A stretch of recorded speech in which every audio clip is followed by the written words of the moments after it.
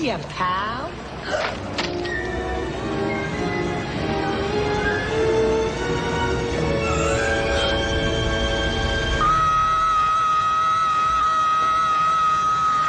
Macaulay Culkin, the most popular lost kid in movie history, goes astray once again in Home Alone 2, Lost in New York.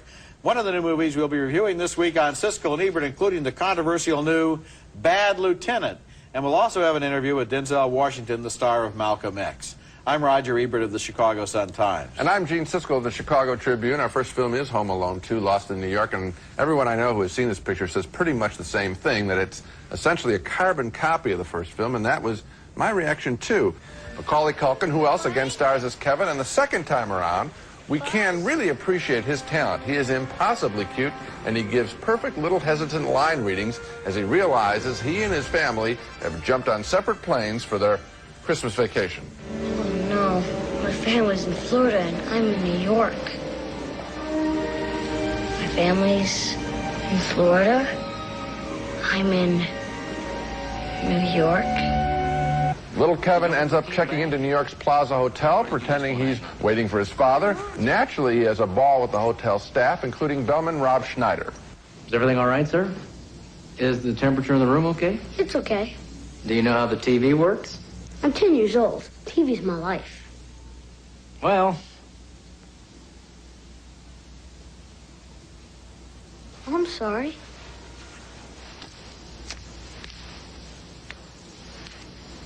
And there's plenty more where that came from. Out on the streets, as in the first film, he meets a threatening stranger who turns out to be a nice person after all. In this case, a pigeon lady, played by Brenda Fricker, the Oscar winner as the mother in My Left Foot. They have a nice scene together. Do you know that it's been a couple of years since I've talked to anybody? That's okay. You're really good at it. You're not boring. You don't mumble or spit when you talk. You should do it more often. I think you just have to wear an outfit that doesn't have pigeon poop on it. Then the burglars, played by Joe Pesci and Daniel Stern, show up, like the coyote in the Roadrunner cartoons, to take their licks from Kevin.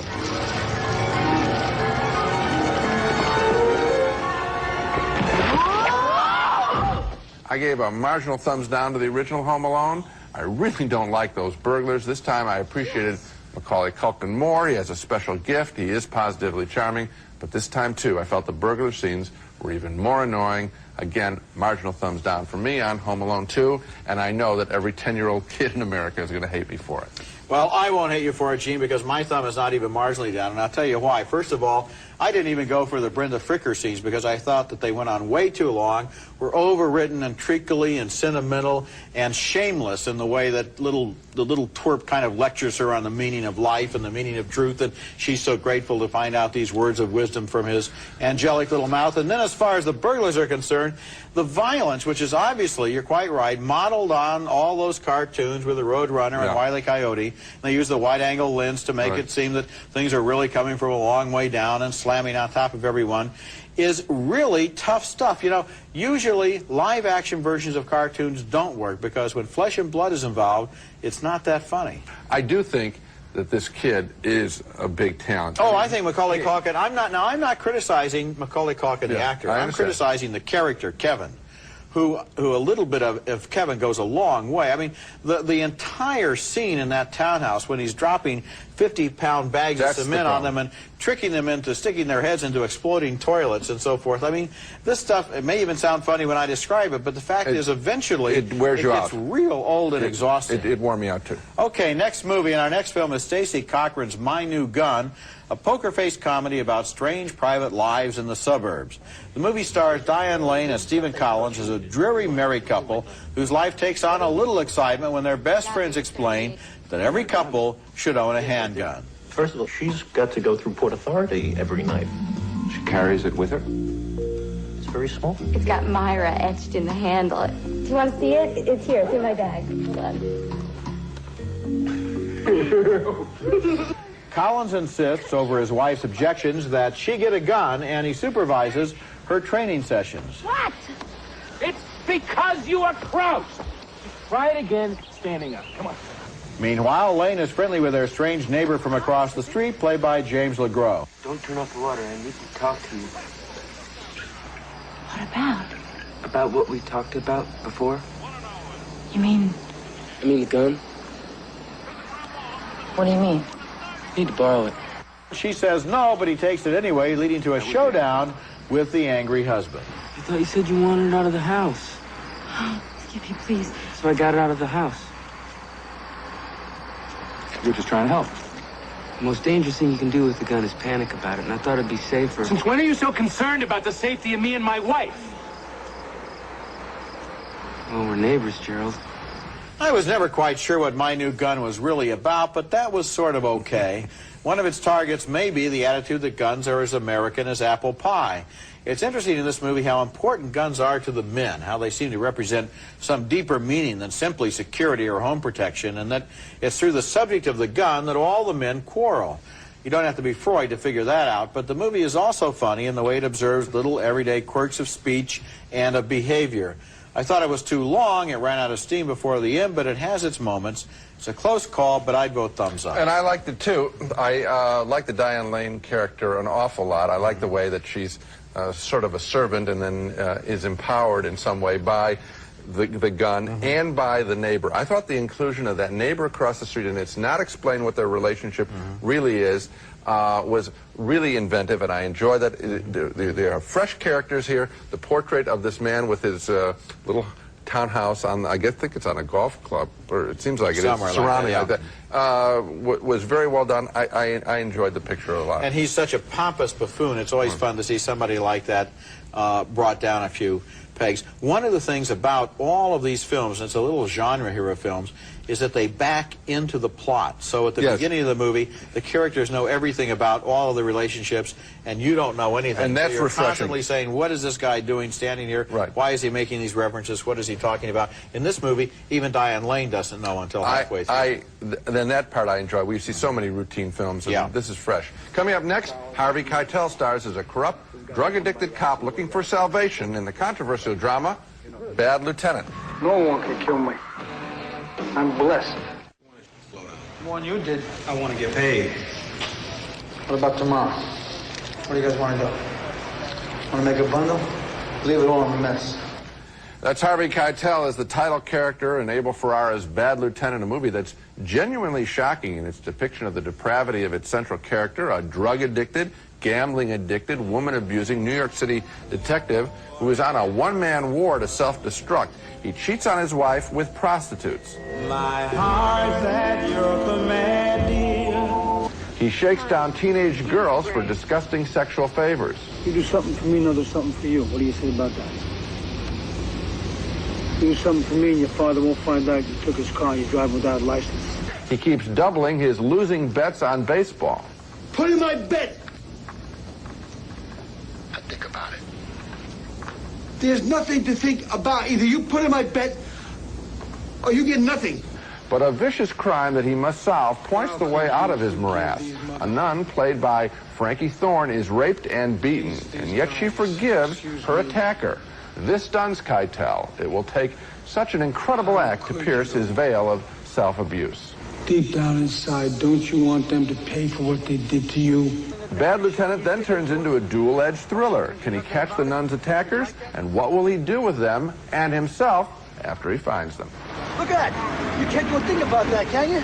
Can you? Look at me. Can you? Director Abel Ferrara has made films of questionable violence before, like Ms. 45, but the stuff of Bad Lieutenant is much more personal and depraved. If it were not for the risk-taking performance of Harvey Keitel, who literally lets it all hang out in this movie in an incredible fashion, much of Bad Lieutenant would come off as either a freak show or as a bad imitation of the most violent scenes in Martin Scorsese's Taxi Driver. But Keitel lets us see that a real man is committing these horrible acts, and we stare in wonder at how it will all end. I didn't particularly enjoy watching Bad Lieutenant, but I will never forget its central performance. Thumbs up from me. Thumbs up for me, too. And once again, the performance is the key to this film, although you cannot take it away from Abel Ferrara that he was able to conceive of this showcase for Keitel's acting talent, because only a director like Ferrara, who has the willingness to take the NC-17 rating, which is death at the box office, and to risk it with an actor like Harvey Keitel, would have made this film. There aren't many other directors in the country who would have touched this material. And when people see movies like this, sometimes they, you know, we're both going to give a thumbs up. People will go to see it. We'll get letters saying, how could you possibly have recommended such a disgusting film? And the answer is because, in a sense, anything that partakes of human life in a truthful way is going to help me in some way or another. And this, I feel it in my bones that this movie is showing us a side of reality that does exist and that is not usually seen in the film. Well, the parallel film to this would be Scorsese's the part of Taxi Driver, but actually much more Raging Bull, where the question is, can a guy who thinks he's bad ever become good? This is not Raging Bull caliber material, in my opinion. I think it's more a series of scenes rather than an organic film, in my opinion. But the Keitel performance links it, and so I was able to follow the material because I was watching him more than I was watching the individual actions, which are so shocking they stand out apart almost from him. It's great work, and I'll tell you something, Gene, about the NC-17 rating, which we talked about before. Because of that rating, Harvey Keitel doesn't have a chance of getting an Academy Award nomination, and you cannot tell me that there are 5 better performances this year in the movies than the one he gives. Well, I hope we see him. That would make for an exciting year. When we come back, Anthony Hopkins plays a man of great intelligence who can strike terror into the hearts of ordinary people. He's called the efficiency expert. I don't think you quite understand what I'm doing here. I'm not an interior designer.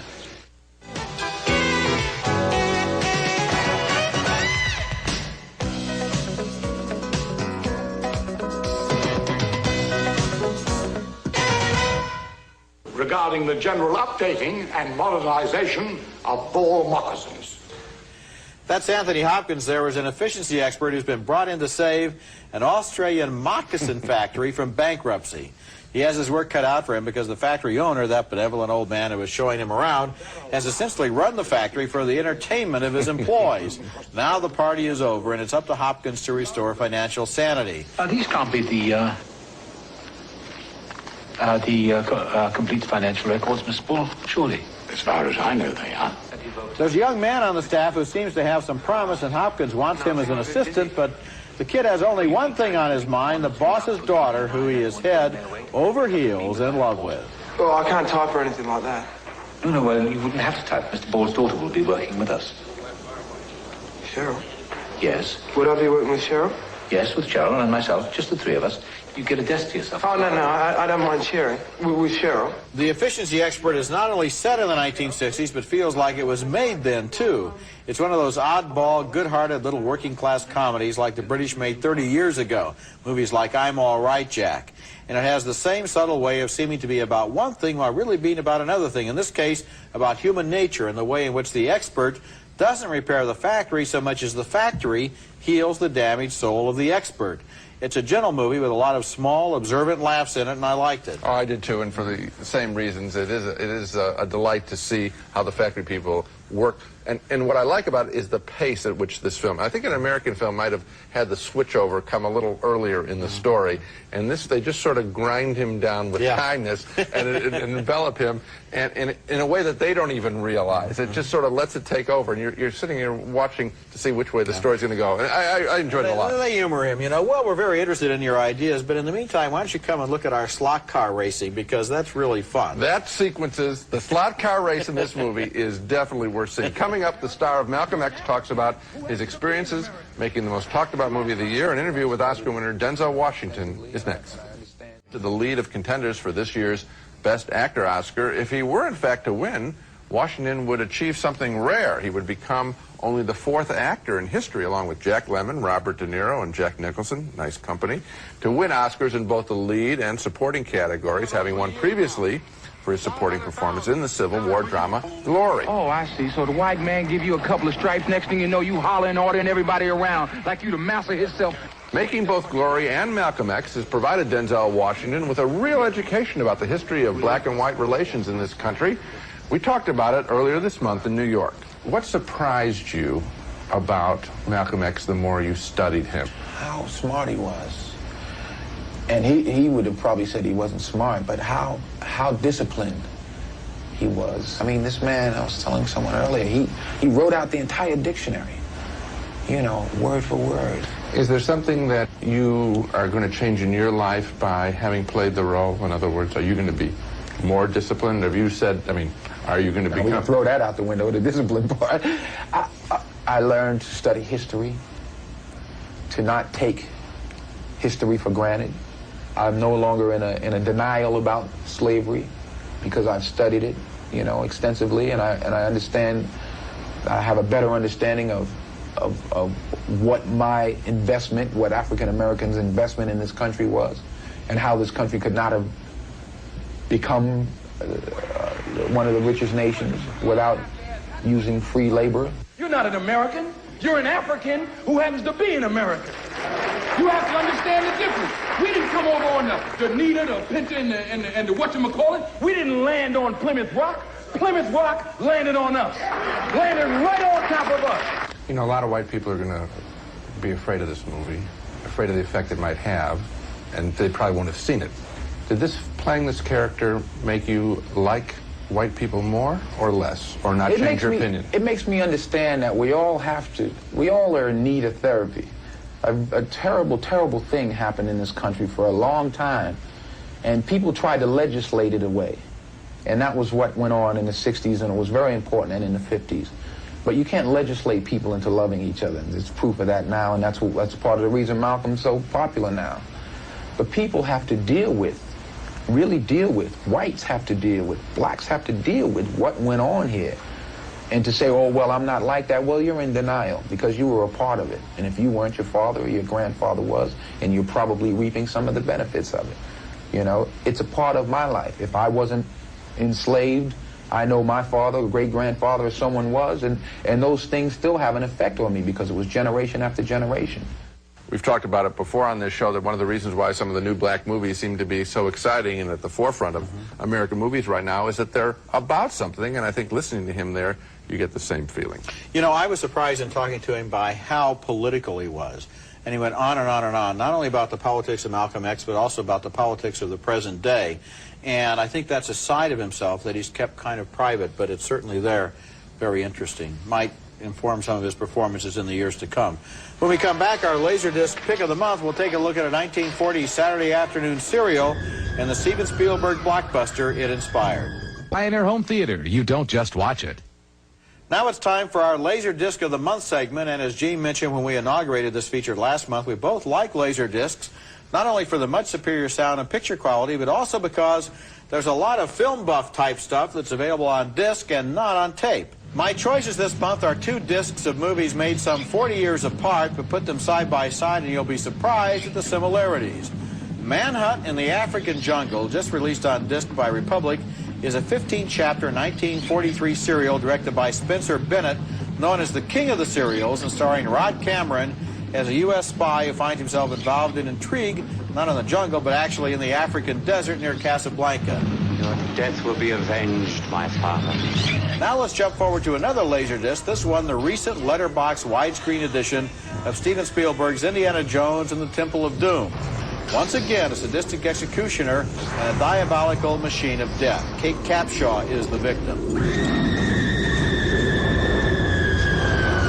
Manhunt in the African Jungle is not a great film, and the Indiana Jones movies are, but it's fun to watch the serial in this crisp Laserdisc version with its Art Deco props and its exotic interiors, and with the star, Rod Cameron, who actually somewhat resembles the taciturn Harrison Ford. Both movies are our Laserdisc picks of the month, and now let's take another look at the movies we reviewed this week. 2 thumbs down for Home Alone 2, Lost in New York. We both agree the violent burglar scenes were overdone. 2 thumbs up for My New Gun, the offbeat comedy with Diane Lane sparkling as a newly armed suburban housewife. 2 thumbs up for Bad Lieutenant, with special admiration for the risk-taking performance of Harvey Keitel. And finally, 2 more thumbs up for The Efficiency Expert with Anthony Hopkins in a sweet little comedy about the difference between efficiency and humanity. I'll tell you, of all the pictures, the one that I'd like to stand up for is The Efficiency Expert. Because even as we were talking about it, I was recalling the slot car race. It is a charming film. Yes, See if it you is. can find it. Yes, it is. Good work. That's it for this week. Next week, we'll be back with a special edition of Siskel and Ebert devoted to the career of the multi-talented Steve Martin, who's starring in a new film called Leap of Faith. Steve Martin, that wild and not-so-crazy guy, is next week. And until then, the balcony is closed.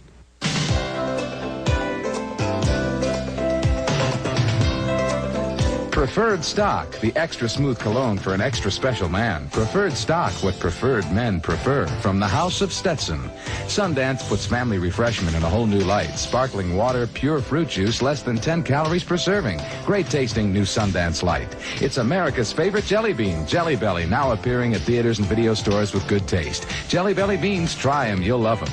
Kraft Touch of Butter Spread. It's made with rich, creamy butter. A touch of real butter makes a real difference.